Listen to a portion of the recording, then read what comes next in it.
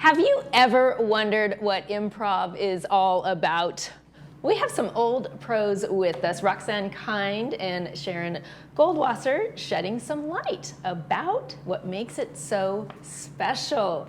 Ladies, welcome to the show. Hi. Roxanne, I believe you teach here. Yes. Tell us what that's all about. I am part of the Emeritus from Saddleback Community College. I teach at Clubhouse 5 and I teach scene studies / acting. So I teach everything I've learned in the 2 years at the American Academy of Dramatic Arts and beyond. Okay. And I teach it in one semester. So every semester is different because I can't do everything, Sure. but I try. So it's always fun. Sure. Well, let's talk a little bit more about that because I have some questions for you on that. But tell us, for those that don't know, myself included, what is improv? Well, you know, it's making up a performance on the spot that you haven't planned. There's no time. It's really spontaneous. There's no right or wrong way to do it. Okay. So it can be a lot of fun. You're constantly sharing ideas, back and forth. You're battering back and forth. You're giving your partner, friends, ideas to build on. So about how long does that segment last? Is there any rules? You know, There 5 are- minutes? Is it an hour? How does that work? No, it should be short. I mean, after 5-7 minutes, you're going to be bored. And in my class, I try to end it 2 to 3 minutes. And like all stories, So pretty there's quick. a beginning, a middle, and an end. And I want to make sure that that actor doesn't come in with preconceived ideas because we're not here to write. We are here to be actors and to be spontaneous and to see what's going on and to listen and to get ideas from the other person. And it's not really idea, it's called a gift. Like if I give a prompt that says there's 2 people in a bakery and that's all I give them, whoever speaks first can start, you know, the improv. And instead of just saying, I would like 2 cannolis, I would say, maybe I would give a gift and I would say, that's funny, those cannolis have bacon in it. You know, that sounds, you know, very interesting. And that bacon, which is not common to a bakery, is a gift. Is that not right, Sharon? Okay, Yeah, so I was wondering about that, and I was going to ask, talk to us about the gifts. So how? The rule is as spontaneous as it is, you can never say no. You always Never have say to agree. no. You say yes and.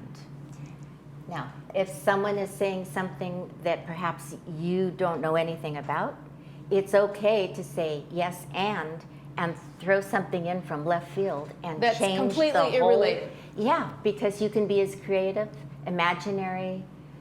So this thing could take several lives of its own. Exactly. Yes. Going in so many different directions, you Yes. have no idea.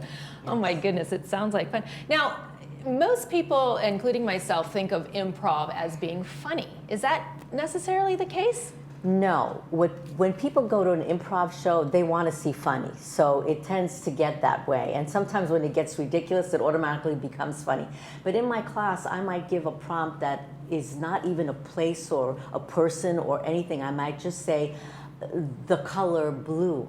And that to somebody may mean sadness. So the first actor that speaks, he just speaks from his gut and he says, I just came from my mother's funeral. And it could go on a sad note.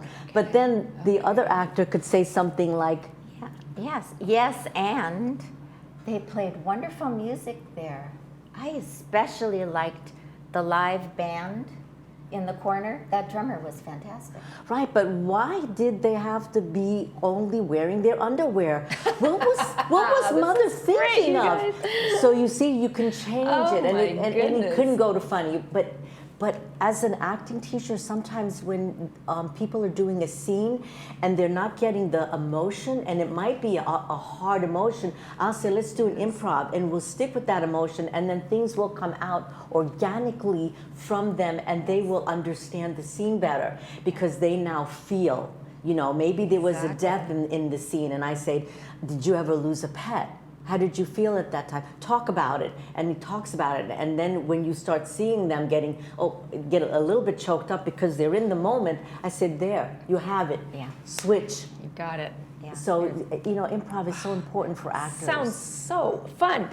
Let's talk about your upcoming improv night. For folks that want to join, let them know when, where. Well, the old pros are having improv night, and I'm going to be hosting that, so it should be a lot of fun. I hope everybody comes. It's going to be next Wednesday, the 28th, at Clubhouse 7. Okay. And the doors open at 6:30, so get there early because the show's going to start at 7. And they always have treats, you know, to drink or eat, so they're always wonderful. And come and play with us. Remember, there's no right or wrong. You cannot fail. And can anybody join Yes, in? yes. And So I'm going, any members of the audience, Yes. they can volunteer for this. That's what I'm crazy hoping, position. and I'm hoping that it feels like you have to be brave, but you don't, because actors will give you the support that you need. Okay. It's all in a good, safe environment, and you'll have a lot of fun. So please come. So folks, come for the wine, stay for the show. Roxanne and Sharon with Old Pros, thank you so much for being with me today. I really appreciate you coming in. Yes, thank you. You're watching This Day.